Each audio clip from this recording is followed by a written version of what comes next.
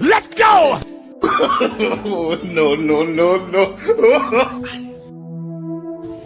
Ya rancin Allah ga yanzu. Waya ma za a yanzu kwace wace. Oh no! Oh no! Oh no! No, no, no, no.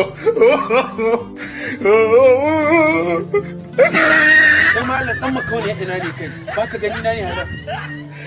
Baka ji na ne kai? Sai da ido ake gana.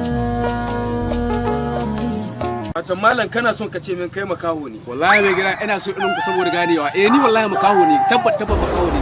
Shi yasa nake so irin ku saboda gane abinda al'umma suke ciki. Alhamdulillah.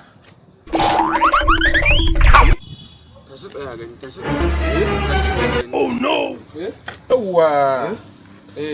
Dama babana ne ya aike ni kasuwa tun ɗazu. Sau mai kayan miya. To daga cikin ma na ɗebo tarugunan saboda in taimaka wa makahi irin. Aka da mera mina na shi Tarugu mana.